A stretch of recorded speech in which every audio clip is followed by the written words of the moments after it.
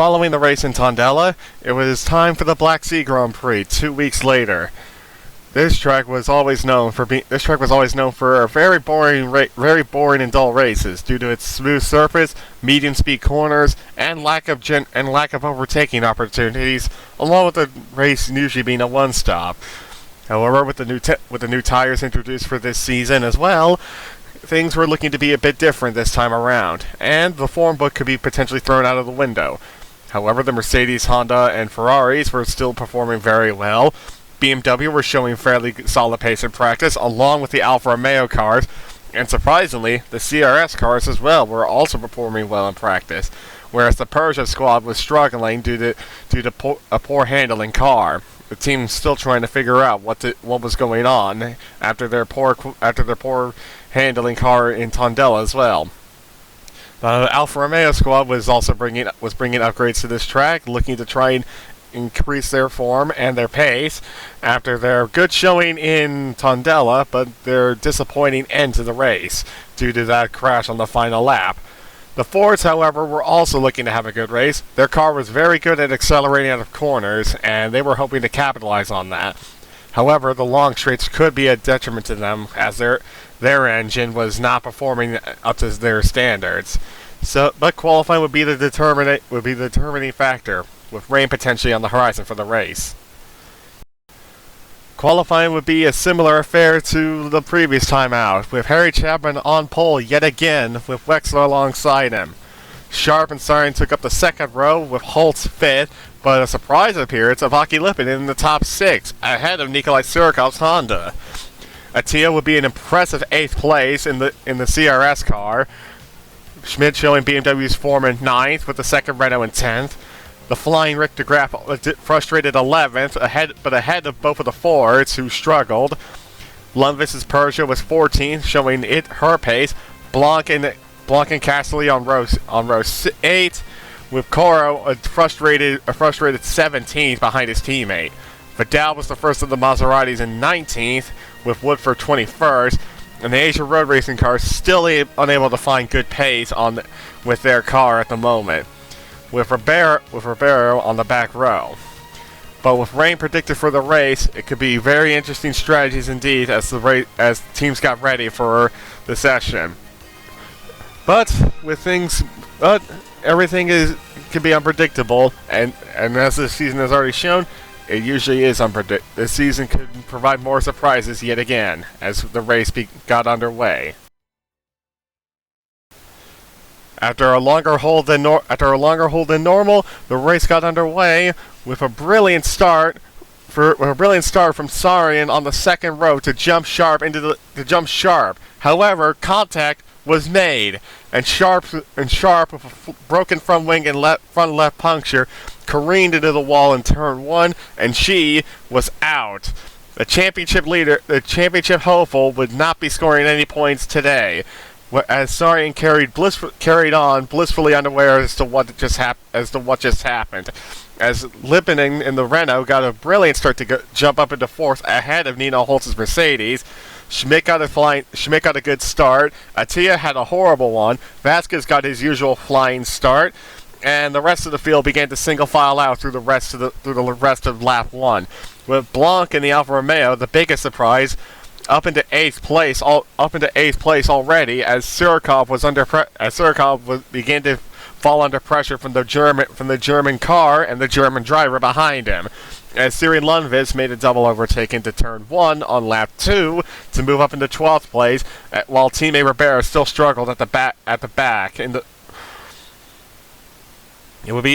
Olivier also had a bad start and then began to fight the French rival of her team in the Peugeot Siri Lundqvist, as Chapman proceeded to lead away from the two Ferraris at the end of lap 2, with Lippinen still holding on to 4th, barely, with Holtz 5th.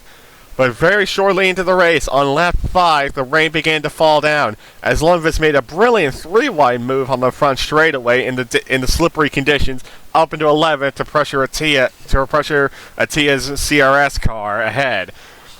But the call was being made. intermediate tires were going to be needed were going to be needed very soon, and the Persia squad was the first to start getting tires ready, followed by a majority of the field getting intermediate tires ready for their cars as well. However, with how the pit lane was stacked and how close the field was, double stacking would be a big issue. Which teams it would soon become apparent that most of the teams would not be double stacking. However, the two leaders of Wexler and Chapman did come in, whereas Sarian and surprisingly Aki Lipinen in the Renault stayed out, along with Nina Holtz, Syracuse Honda, and several others as well. In fact, both Renaults stayed out during the first group of intermediate pit stops, with Chapman and Wexler leading the way of the intermediate runners, and Persia being one of the few teams to double stack both of their cars at the end of lap 6. With Sarian carrying along a group of other cars. After the pit stops, Sarian had lost out to Holtz. In fact, most of the cars who had stayed out the extra lap did lose out, with the Peugeot of Siri Lundqvist up into the points for the time being, as people began to slip and slide on the smooth but now slick surface in Black Sea. As the rain intensified a little bit more, causing quite a bit of spray for some of the cars. But overtakes were still happening, despite everybody being on the same compound of tire now. As Vasquez proved, as Vasquez and North proved, getting by Siri Lundqvist's Peugeot to get both of the Fords up into the points. As Lundqvist began to fall, as Lundqvist's lack of acceleration began to hold her back in the spray. Further ahead, Schmidt was still running very well. Holtz was still on a chart to try and make up for her disappointing start to the season, as Oliveira was also trying to make a charge back up the field after her late pit stop dropped her down to 16th place in the race.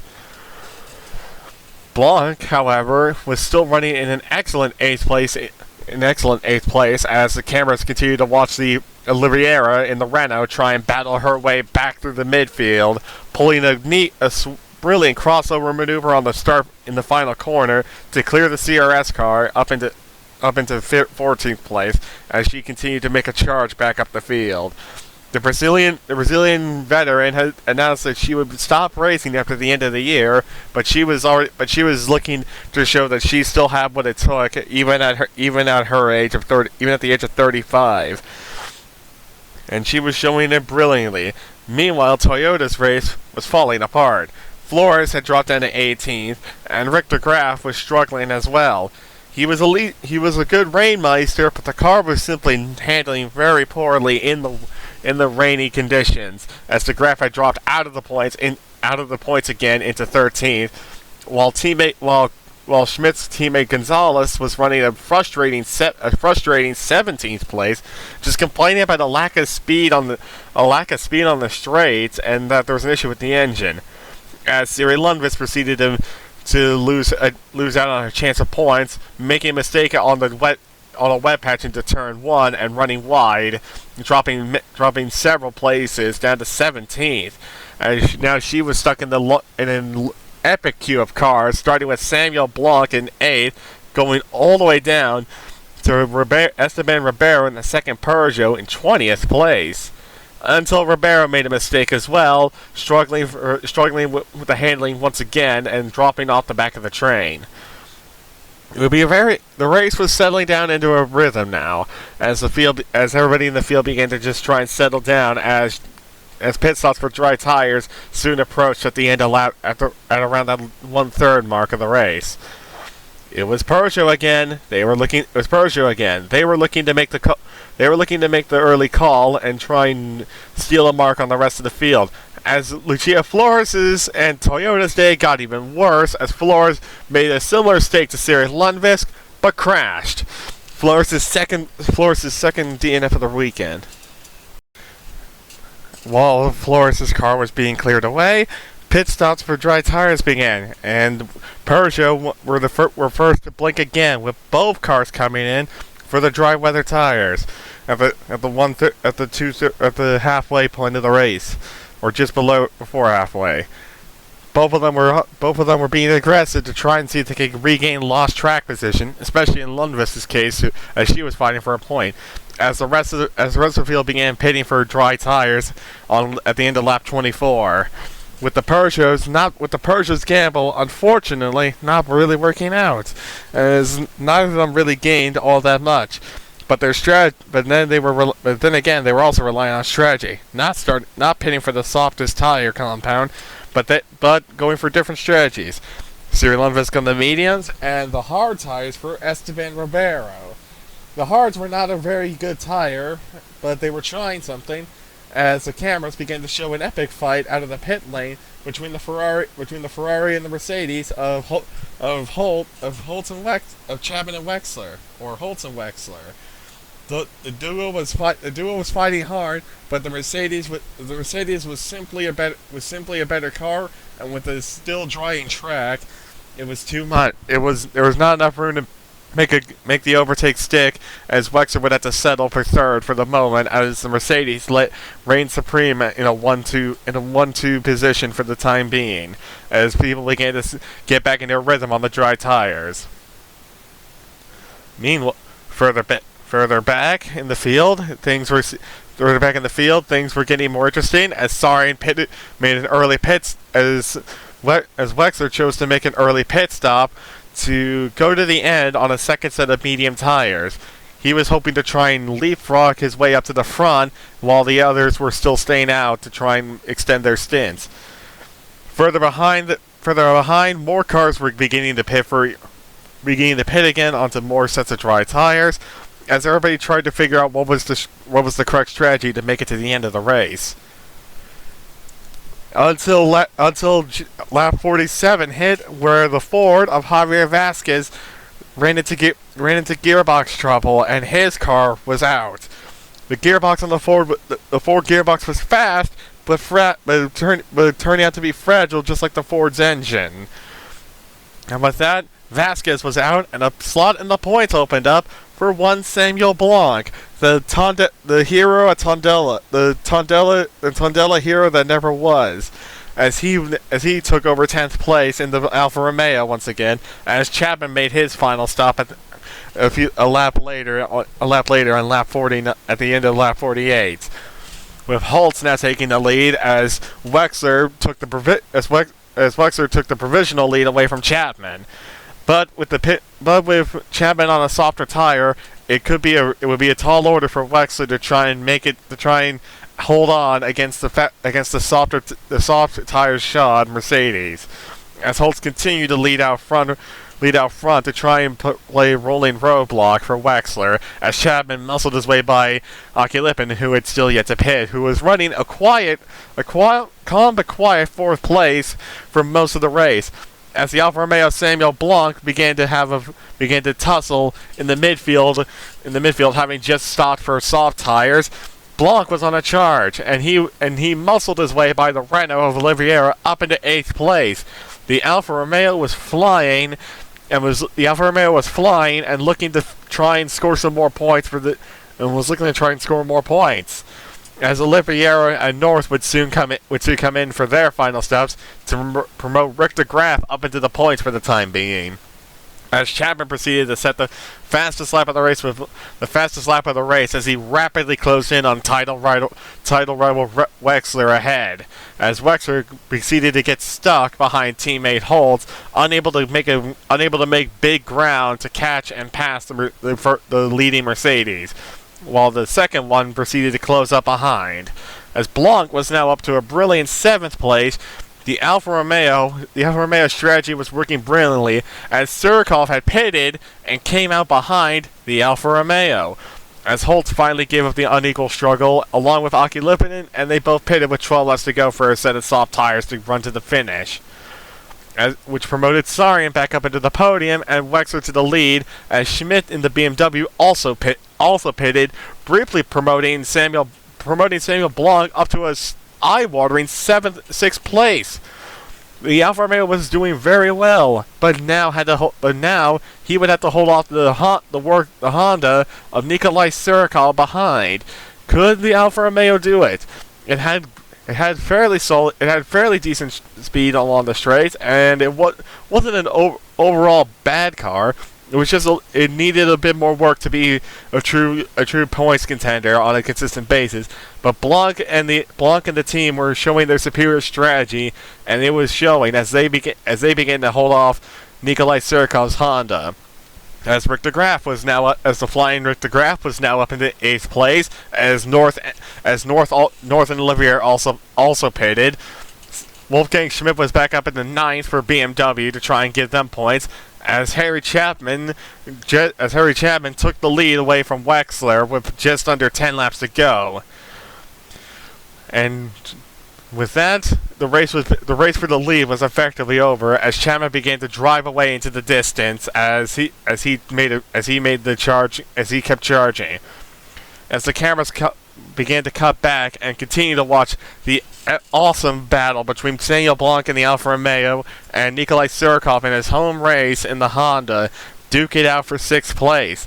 As Aki Lipinen, further ahead in the Renault, proceeded to just cruise around, not really minding being best of the rest and ahead of a Honda, as he wouldn't be minding that at all.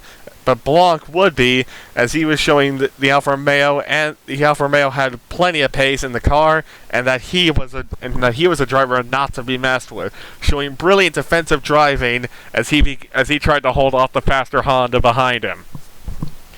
It was very interesting stuff to watch. Lap after lap, the Alfa Romeo continued to hold off the Honda, desperately trying to hold on to what would be an excellent sixth position and an invaluable 8 points in the championship for the Alfa Romeo squad, as they were trying to fight for being best of the rest behind the front 5. Surikov was doing all he could on his harder tires to try and pass the Alfa Romeo, who was still running on the softer tire. But Surikov looked again with just seven laps to go, trying to run the outside, but managing to get a slingshot run and finally outdrag the Alfa Romeo into turn 1. Blanc's brilliant defense was over, but he put on a very excellent show for the crowd that was there at the circuit, and showing that the circuit still can provide excellent racing once again. As further behind, Holtz began to come under. Holtz managed to finally outmuscle Sarian to move herself up into 3rd, putting 2 Mercedes on the podium. The flying Rick de Graaf was trying to salvage Toyota's day, running in 8th place, but was now trying to hold off the German in the BMW of Wolfgang Schmidt. Schmidt was on a charge as well after a late pit stop, as de Graaf's soft tires were fading compared to Schmidt's medium compound tires, which were really starting to phase in at this point in the race. Schmidt also had the better engine power compared to the Toyota, and on the back straight, the German combination tried to make a lunge on the Toyota, but de Graaf showed his class as a rookie, just holding on until Schmidt finally muscled his way by into turn 1 just a few corners just a little bit later. Further behind, Attia was doing everything. Attia was doing the best he could in the CRS car to try and hold on and get another point for the struggling CRS combination.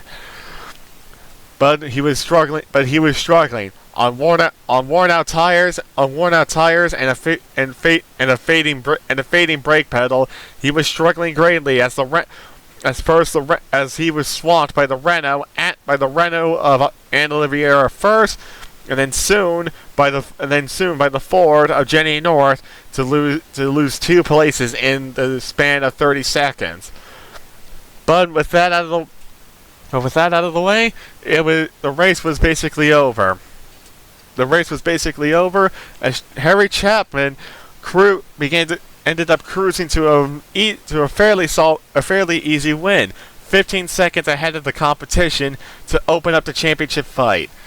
Holtz was going to come home to finish in an excellent second with the fastest lap of the race as well, with the Ferraris just not having an answer for the Mercedes pace. But Wexler would still take over the championship lead from Sharp, who DNF'd on the opening lap of the race. As Chapman will win, Holtz second, the two Ferraris second and third. Augie Lippinen, a very anonymous but very solid fifth place for Renault. Zurkov managing to salvage P6 for Honda to save Honda's blushes. Blanc would hold on to finish an excellent 7th place for the Alfa Romeo squad, giving them more vital points in their fight for positions in the midfield. Schmidt would